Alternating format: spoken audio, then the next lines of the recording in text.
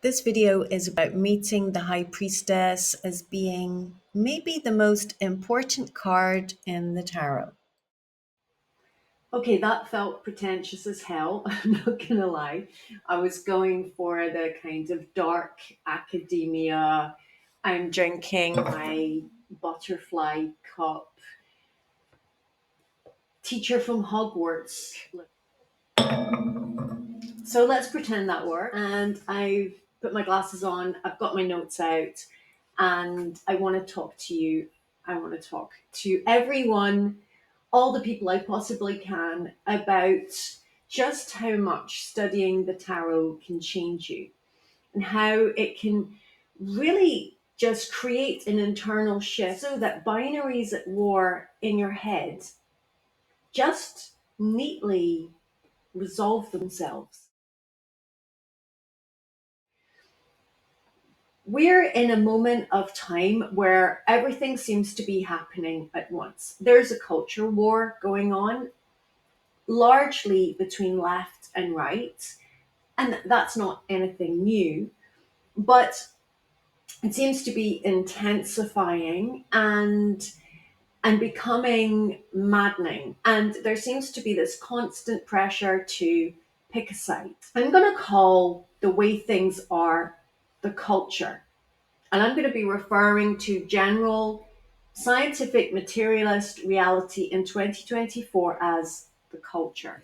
Following the culture and having nothing beyond it results in intellectual, emotional, and psychological burnout. The culture offers remedies for the sicknesses that it creates. We all live like indentured workers who live in company housing, paid for by working at the company, and who spend our money in the company's shop. And we medicate ourselves with alcohol and drugs sold in the company bar.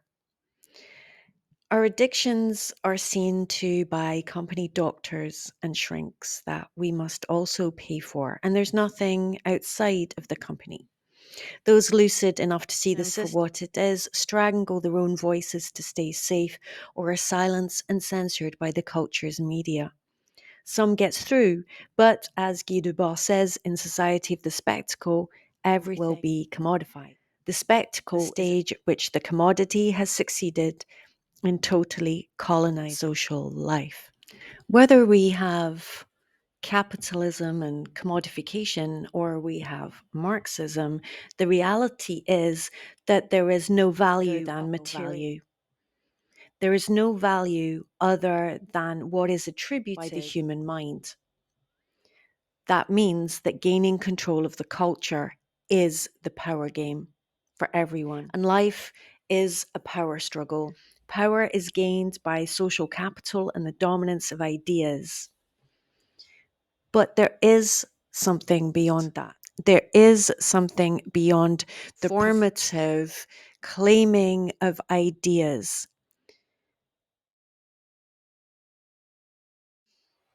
I think you can argue that you could take almost any of the major arcana and say that the whole tarot journey is about that one card. It could be the Fool, it could be the World, Justice. But consulting the tarot is essentially consulting the oracle. Oracle is represented by the High Priestess. So here I am. I've just spent all afternoon recording things and going back and editing and so on. And I'd worked from a script and I thought, you know what, that's not how I want to make videos. And I don't think that that's necessarily what people want to hear. And if you do, sorry, I'm ditching that. And I want to just speak spontaneously and from the heart.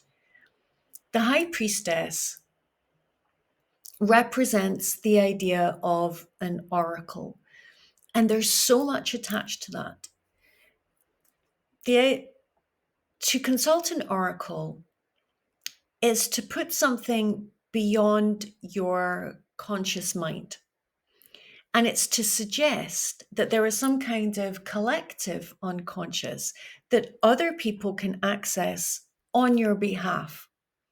And that there's something other than the rational mind.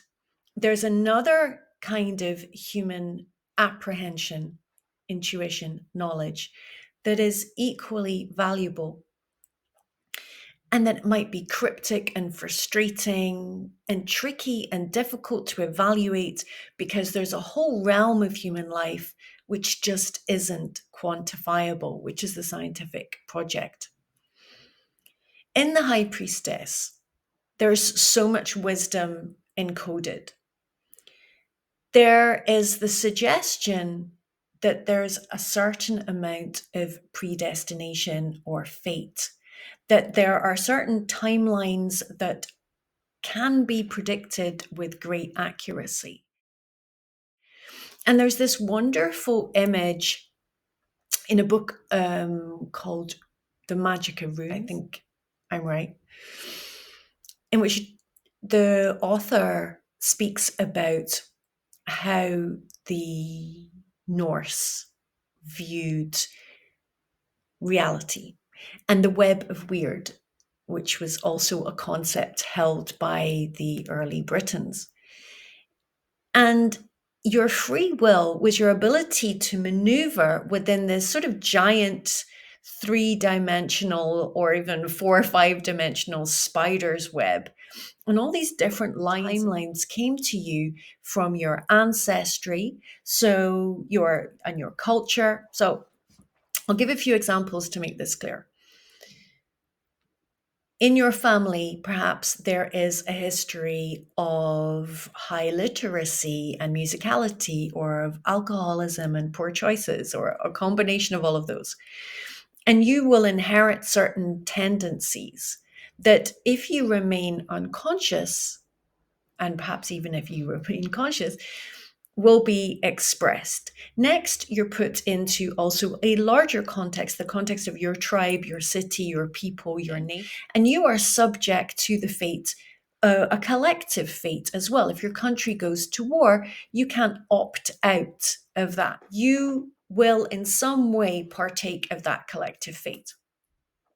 And then you've got your own actions, what you have done through life, and the fruits of those actions. And when you put all of that together and your habits of thought and action, you realize that the maneuvering space left to you is actually relatively small. Yes, free will exists, but it requires a developed consciousness in order to be really used. Next, this is a woman. The woman is represented as being receptive. She is receptive in the sexual act. She receives the seed, and from the seed, she develops life. So there's this receptivity that we can say where she is receiving knowledge. She is, she needs to be open and aware for that knowledge to come in. Beyond that, she's also positioned between two pillars, the pillar of severity and the pillar of mercy. The two pillars can be seen as the pillar of severity and the pillar of mercy on the Kabbalah, which is a whole series of lectures that won't even scratch the surface. So I'm just going to speak about those two elements. The mercy and severity have to work together. You can't have a roof held up by one pillar on one side. Both need to be in place. And she sits positioned between them as this dynamic, mobile intelligence that knows how to integrate both elements into her discernment. If we have 100% severity, then we have a Taliban type culture of ever tightening rules and regulations and restrictions until life becomes strangled, stagnant, oppressive, unbearable. And if we have simply mercy, we have this kind of soup of undifferentiated mass that also becomes stagnant as well, because there's nothing to push against. There's no friction, there's no punishment for anything. Like desires just sort of run their course and burn out, and everything turns into this kind of indifferent sea. So both need to be there.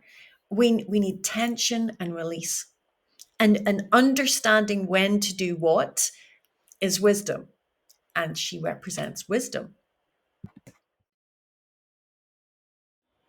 Understanding that was part of what deprogrammed me ideologically, because I started to understand that there is no victor if you have a fully conservative society or a fully liberal society. The two things absolutely have to both exist.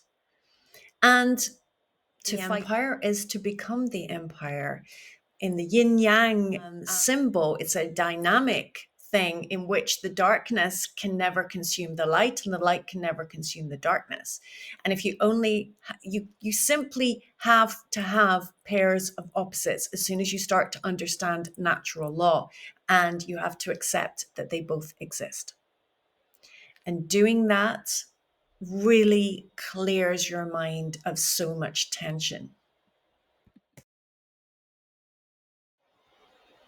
It also indicates there's a multidimensionality to the card. So we've got left and right. We've also got inside and outside, in that there is a veil behind her and she can see beyond the veil, see what is outside of material and visible reality, and integrate both into her understanding of life and of the life of the querent, of the person that comes and consults her. The symbolism of the moon at her feet and the sort of robes of her, the way that her robes fall in waves, refers to the moon and the influence of the moon upon the sea, but also the way in which the moon reflects light, and the way that the wise mind is able to turn off the conscious mind to a certain extent, to allow information to come in, to allow themselves to become a reflective surface, and not to be constantly projecting outwards onto everything that you see, seeing the enemy everywhere, or naively attributing your own values to those that you see, but to be able to simply receive information and allow it. Because another condition of consulting the oracle is your ability to hear the truth. If there are things that you're blocking out and there are things that you refuse to hear, don't consult the oracle. And in fact, I think this is a reason why many people are afraid of the tarot. They're afraid that they will hear something that they know to be true, that they will not be able to handle consciously. They're shutting it out, and their psychic survival is dependent on them being able to keep that information out of their conscious mind. But I would say it will come in eventually.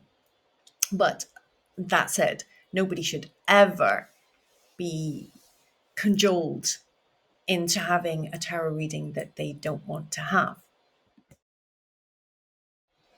I see my teachers in this card, and I don't mean official teachers. Both of them are dead now. One is Carl Jung, and he said, "Until you make the unconscious conscious, it will direct your life, and you will call it fate." This phrase I carried around in my head and repeated to myself for years, as I began to understand how my unconscious patterns had brought situations into my life, some terrible, and they were of increasing frequency and severity until I was forced to confront something inside. And then the negative fate dissipated as if it had never been. And I was being forced into a confrontation with the truth. But until that point, I described it as a bad fate. Why does this always happen? Why do I always meet this kind of person? Because I had not made the unconscious conscious. And this card is in that position between the conscious and the unconscious mind. And in that position, like the hypnagogic state of the morning, to pull things out of the unconscious and make them visible. And this is what symbolic language does so well. So Doris Lessing, who, if you've seen some of my shorts, I'm a big fan of, talked a lot about the inner authority. She says, for example, everywhere, if you keep your mind open, you will find the truth in words not written down. So never let the printed page become your master. You should be taught to read your way from one sympathy to another. You should be learning to follow your intuitive feeling about what you need. That's what you should have been developing, not the way to quote other people. And this applies to higher education, about which she wrote that, but also the way that we should be consulting our own wisdom and developing our own wisdom, and not just lists of external authorities to consult. Because when you consult when you consult the oracle, you're actually consulting yourself. A good tarot reading is setting out a symbolic mirror in which the querent can see themselves and understand things about themselves. In a good reading, the tarot reader doesn't need to know anything about you whatsoever. They can read for you online. You've got your camera off. You can send in a question anonymously, and you are consulting something within yourself using symbolic language with somebody that has learned that language. And then you do an inner translation for yourself. I've got more to say about the High Priestess, but this video is getting pretty long. I'm going to make another video on the High Priestess, but about how to approach the oracle and things that I've learned from my contact with the oracle over the last 30 years of tarot reading, and that I would like to share and develop a conversation about on this channel. If you've made it this far, well, thank you so much for watching, and I hope to see you again in the next video. Please do like, comment, even share, and that will help me no end. Thanks.